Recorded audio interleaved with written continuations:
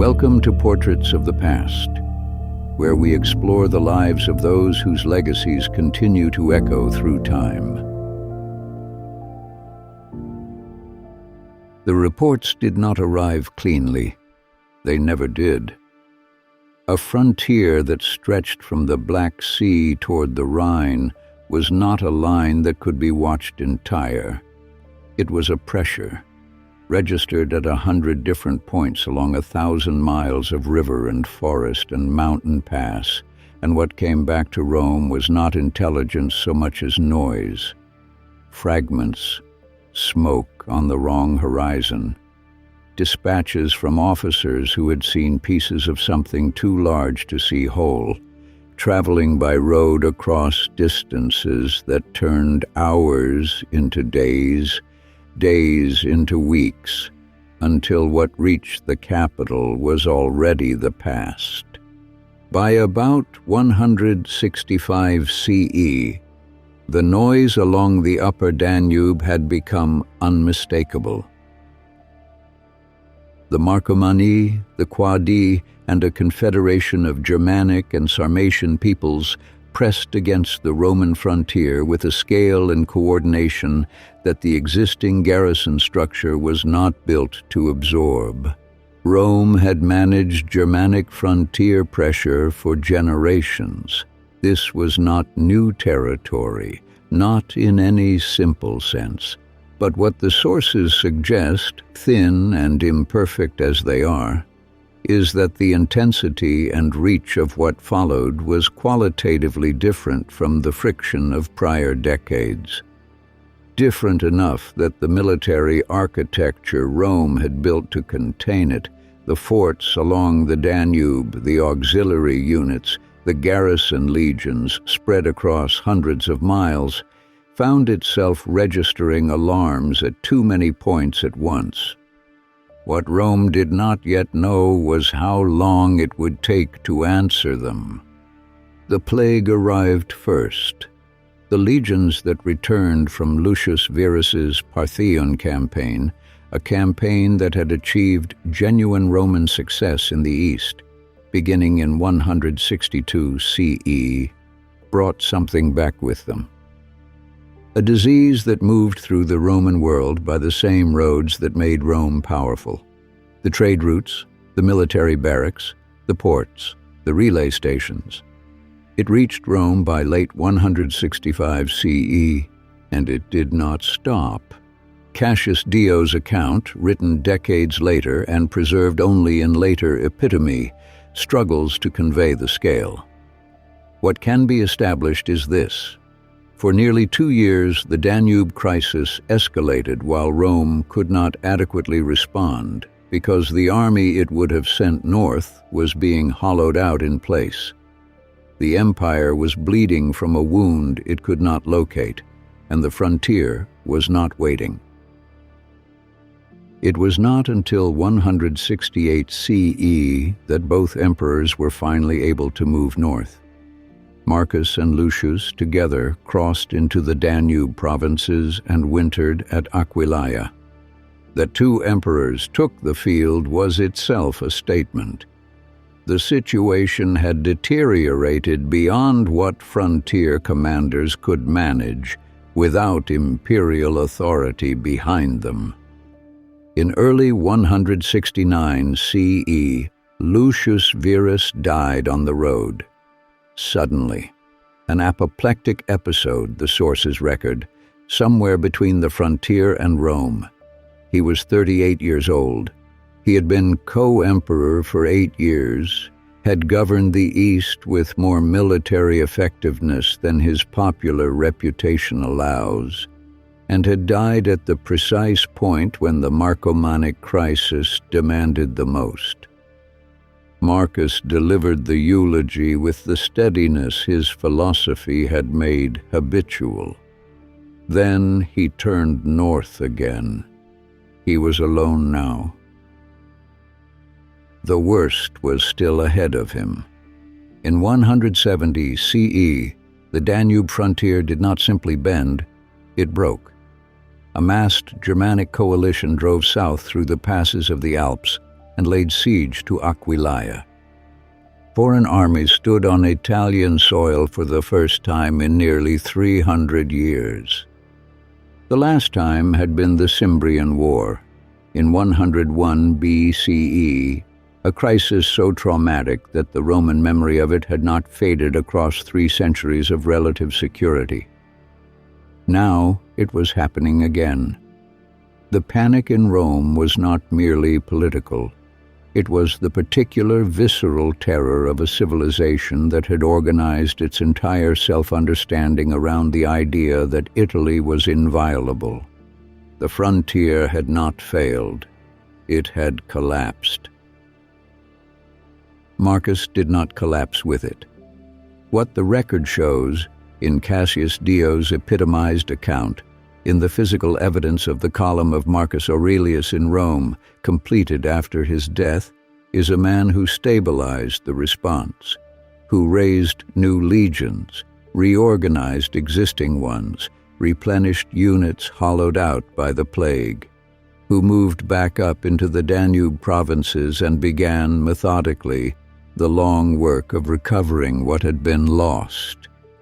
What followed was not a single campaign, not a clean narrative with a beginning, a decisive engagement, and an end.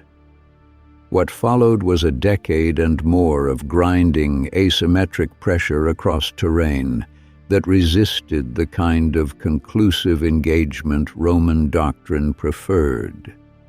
The Germanic and Sarmatian peoples the Roman forces faced did not hold cities.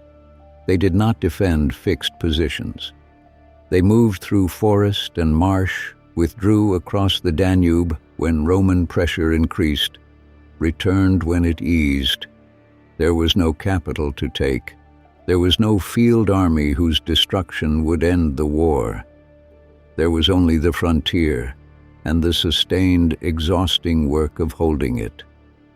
The column, still standing in Rome today, records in carved stone what the written sources only partially convey: river crossings, the burning of settlements, the formal submission of tribal leaders, the specific unglamorous texture of a war conducted in rain and cold and mud across ground that Roman supply chains struggled to reach against opponents who understood the terrain in ways Rome's maps did not. Marcus learned. That is the honest summary of what the record shows. He relied on his commanders. This is not a qualification. It is the correct account of what competent strategic leadership looks like in a man who had no tactical training. Claudius Pompeianus, a Syrian-born officer of exceptional ability who would become his son-in-law, carried operational weight the emperor was not in a position to carry himself, others alongside him. Marcus assessed these men with increasing accuracy across the years of the campaigns. He managed the resources they required, the supply, the reinforcement, the political architecture that kept a multi-front military crisis from becoming a collapse. He understood, in a way that the philosophy had not specifically prepared him for, the relationship between logistics and military capacity. He held together an empire simultaneously fighting on the Danube and being hollowed out by epidemic that had lost its co-emperor in the middle of its worst military crisis, that was being administered from a campaign tent in northern Europe by a man who had learned the language of the frontier by speaking it under pressure in real time.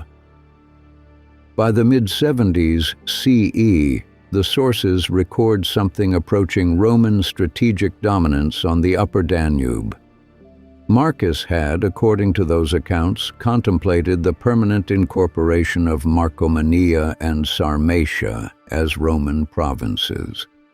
The claim derives primarily from the Historia Augusta, a text that purports to document the imperial period but which scholars now widely regard as a late 4th century composition, written roughly 200 years after the events it describes, of notoriously inconsistent reliability and containing details that are, in places, almost certainly invented. Whether the annexation plan was genuinely developed or represents retrospective embellishment by an unreliable later source is a question the evidence cannot settle. It is included here for what it is, a claim from a compromised source, worth noting, not worth building upon. What the evidence can establish: Marcus Aurelius spent 14 years returning repeatedly to that frontier. He did not win quickly. He did not win completely. He held. And through all of it, through the campaigns and the plague dispatches and the succession of commanders and the endless grinding arithmetic of a war with no decisive engagement and no clean conclusion, the private work continued. There is a particular image that belongs to these years, and it requires only a moment of attention. Carnuntum, the Roman military base on the Danube in what is now Austria, frozen at the edges, dark in the early hours before a Roman camp wakes. The smell of wet wool and wood smoke and whatever the legions were burning to stay warm in the forests of Pannonia. A man at a campaign table surrounded by the logistics of a war that would not end. Requisition orders, casualty reports, the daily administration of an empire being run from the wrong side of the Alps. And beside all of that, a notebook, open. Greek letters, written for no audience. The meditations contain internal references to exactly these places and these conditions, to Carnuntum, to the Quadi, to the specific geography of the frontier years. The notebooks were being written here. That is a documented fact. The philosophy that Marcus had spent 20 years building before the wars, every pre-dawn hour, every private page of self-examination, was continuing in the same hours, at the same table, while the war was being administered around it. What he was building in those pages, what the private record of those years actually argues and sustains, that is the story that follows this one. For now, a man on the Danube, the frontier not yet concluded, the war still requiring his presence, still asking him to be something his formation had not specifically made him. Still holding, still measuring, still there.